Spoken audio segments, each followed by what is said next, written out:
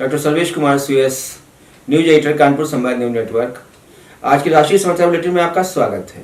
गुजरात में ओमिक्रॉन का एक नया मामला सामने आ गया है, जिसने स्वास्थ्य विभाग में चिंता की लकीरें पड़ गई हैं। लखनऊ में एक सपा मुखिया अखिलेश यादव ने कहा कि उत्तर प्रदेश में बदलाव का माहौल दिखाई दे रहा है। हम सरकार के कामकाज को देखें तो इतनी तकलीफ किसी पार्टी ने नहीं दी होगी जितनी बीजेपी ने दी है। सुना है योगी जी 24 घंटे काम करते हैं, शायद तभी इतनी बेरोजगारी है।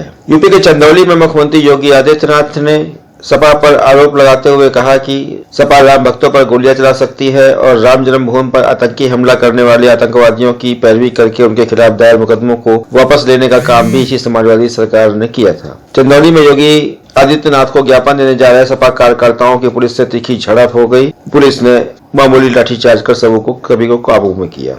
टीवी जगत की प्रमुख हस्ती विनोद दुआ की अंतिम देह आज नई दिल्ली में पंच तत्व में विलीन हो गई। उनके अंतिम संस्कार में सभी दलों के लोग शामिल थे, जिसमें बड़ी संख्या में देश के पत्रकार जगत के हस्तियां मौजूद थीं।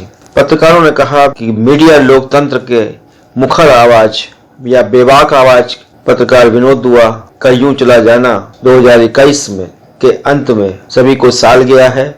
लेकिन विनोद दुआ ने जो पत्रकारिता के मानक स्थापित किए हैं, वे युगों युगों तक उनका यशोगान करते रहेंगे, क्योंकि विनोद दुआ ने मिशनरी पत्रकारिता की जो मिसाल कायम की है और जिस बेबाकी से जनता की पक्ष सरकार के सामने रखकर और सरकार की बात जनता के सामने रखकर उन्होंने निष्पक्ष पत्रकारिता का उदाहरण दिया है, वह शायद ही बहुत कम पत्रकार दे पाते हैं। एक तरीके से उन्होंने मीडिया जगत में जिस बेबाकी से समाचार प्रस्तुत करने का मॉडल प्रस्तुत किया है, आशा है देश के भावी पत्रकार पीढ़ी भी उसी मॉडल का अनुसरण करेगी।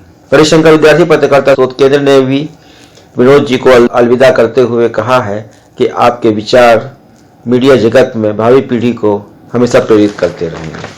महाराष्ट्र में ओमिक्रॉन ने सरकार की चिंता बढ़ा दी है। यहाँ पर नाइजीरिया से लौटे परिवार के 6 लोग संक्रमित पाए गए हैं। महाराष्ट्र में अब कुल मरीजों की संख्या 7 हो गई है। ललित कला अकादमी नई दिल्ली द्वारा 5 दिसंबर से 13 दिसंबर 2021 तक जहांगीर आर्ट गैलरी मुंबई में द्वितीय अंतर्राष्ट्रीय प्रिंट बिनाले का आज शुभारंभ हो गया। हिमाचल प्रदेश के मुख्यमंत्री जयराम ठाकुर ने कोरोना के इस दौर में हिमाचल प्रदेश में कोशिश की थी कि हम अच्छा कर सकें। हिमाचल छोटा प्रदेश है, लेकिन इसके बावजूद हमने अच्छा लक्ष्य प्राप्त किया है। पूरे देश में हिमाचल प्रदेश टीकाकरण में पहले स्थान पर आया है। हरियाणा के मुख्यमंत्री मनोहर लाल खट्टर ने करनाल में नगर निगम के नए भवन का आज उद्घाटन किया। उत्तराखंड के सीएम पुष्कर सिंह धामी ने उधम सिंह नगर जिले के काशीपुर में 137 करोड़ रुपए की विकास परियोजनाओं का शिलान्यास व लोकार्पण किया। ओडिशा के पुरी में तूफान जवाद की आहट हो गई है। तेज हवाओं के साथ वहां बारिश शुरू हो गई है। एनडीआरएफ की टीमें लगातार लोगों को सुरक्षित जोन में रहने की सलाह दे रही हैं। सांसद प्रियंका चतुर्वेदी ने आज संसद टीवी के शो मेरी कहानी की एंकर पद से इस्तीफा दे दिया। 5 दिसंबर को राज्य सभापति वेंकैया नायडू को लिखे पत्र में सांसद चतुर्वेदी ने लिखा, मेरे मनमाने निलंबन ने स्थापित संसदीय मानदंडों और नियमों का पूरी तरीके से हनन किया है। ऐसे में संसद टीवी में बने रहने का कोई औचित्य नहीं है और मैं इसके लिए तैयार नहीं हूँ। भारतीय नौसेना की 22वीं मिसाइल वेजल स्क्वाड्रन को राष्ट्रपति मानक से नवाजा जाएगा। बुधवार को राष्ट्रपति रामनाथ कोविंद इससे सम्मानित करेंगे। वेसल स्क्वाड्रन ने 1971 के युद्ध में कराची बंदरगाह पर पाक सेना के जहाजों को ध्वस्त कर दिया था। विशिष्ट सेवा के लिए यह दुर्लभ सम्मान प्रदान किया जाता है। 22वीं मिसाइल वेसल स्क्वाड्रन को अक्टूबर 1991 में मुंबई में 10 वीर क्लॉस और 3 प्रवर क्लॉस मिसाइल नौकाओं के साथ समुद्र में उतारा गया था। केंद्र शासित प्रदेश पुडुचेरी में कोरोना टीकाकरण सरकार ने अनिवार्य कर दिया है। भारतीय मौसम विभाग ने जम्मू कश्मीर समेत अन्य पहाड़ी राज्यों में अगले 2 दिनों में बर्फबारी होने का पूर्वानुमान जताया है। इसके साथ ही पहाड़ी इलाकों में बारिश से ठंड में इजाफा होने के आसार हैं तथा उत्तर भारत के भी अनेक इलाकों में बरसात के बाद ठंड बढ़ने के आसार। दिल्ली के मुख्यमंत्री अरविंद केजरीवाल ने रविवार को गोवा में एक जनसभा को संबोधित करते हुए कहा कि यहां उनकी सरकार बनने पर वे 18 साल से ऊपर की हर महिला के बैंक खाते में हर महीने 1000 रुपए भेजा करेंगे। इसकी घोषणा वह पंजाब में भी पहले कर चुके हैं। केजरीवाल ने कहा कि महिला सशक्तिकरण के मामले में यह दुनिया की सबसे बड़ी योजना होगी।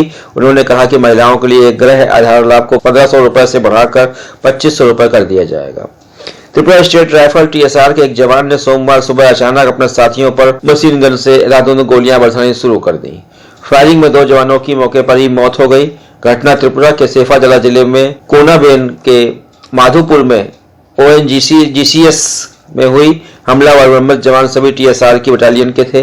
आरोपी जवान ने पुलिस थाने में हथियार के साथ जाकर आत्मसमर्पण कर दिया। त्रिपुरा के CM विप्लव देव ने मृतक जवानों के आश्रितों के लिए 5-5 लाख रुपए की आर्थिक सहायता घोषित की है। पुलिस आरोपी से पूछताछ कर रही है। 5 चुनावी राज्यों में बेरोजगारी का मुद्दा भाजपा के गले की फांस बनता जा रहा है। त्योहारी सीजन बीतने के साथ ही बेरोजगारी दर दोबारा बढ़ने लगी है। इस समय पूरे देश में बेरोजगारी दर 7.2% हो गई है। औद्योगिक कामकाज वाले शहरी क्षेत्रों में बेरोजगारी दर रिकॉर्ड 8.5% तक पहुंच गई है, तो ग्रामीण क्षेत्रों में बुआई का सीजन होने के बाद भी बेरोजगारी दर 6.6% हो गई है। चुनावी राज्य यूपी में बेरोजगारी दर 4.8% हो गई है, तो गोवा में 12.7% हो चुकी है।